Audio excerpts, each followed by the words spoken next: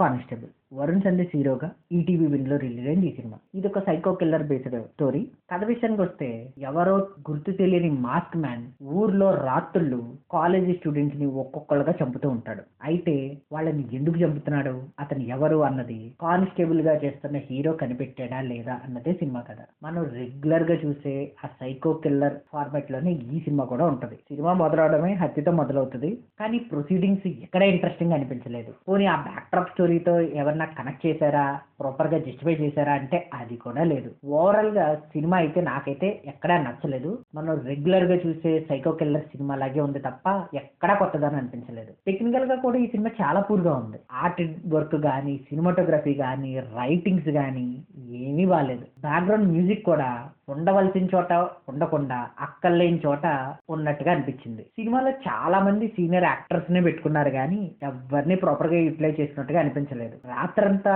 అమ్మాయి రాకపోతే వాళ్ళ పేరెంట్స్ ఇచ్చే యాక్టింగ్ గానీ, హీరో ఇచ్చే యాక్టింగ్ గానీ ఎక్కడా నచ్చలేదు. అసలు అమ్మాయి చనిపోతే హీరో ఫేస్ లో అసలు ఎక్స్ప్రెషనే లేదు. అసలు ఈ సినిమాలో యాక్టింగ్ పెర్ఫార్మెన్స్ ఎవరిదైనా బాగుందా అంటే ఆ బ్యాక్ డ్రాప్ స్టోరీలో ఒక అమ్మాయి యాక్టింగ్ ఉంది. మేబీ ఫస్ట్ టైం అనుకుంటా కానీ వచ్చిన ప్రాపర్ గా యూటిలైజ్ చేసుకుంది, ఇచ్చి పడేసింది. అసలు కిల్లర్ ఎవరు అన్నది మాత్రం నేనైతే గెస్ట్ చేయలేదు.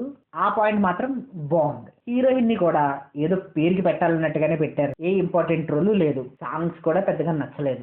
ఫ్యామిలీతో చూడొచ్చా అంటే సీరియల్ కిల్లింగ్స్ ఉన్నాయి, కొంచెం వైలెన్స్ ఉంది, అది ఓకే అనుకుంటే చూసేయచ్చు. ఇక ఓవరాల్ గా ఈ సినిమాకి నేను ఇచ్చే rating 2.25 out of 5. My opinion. Thank you.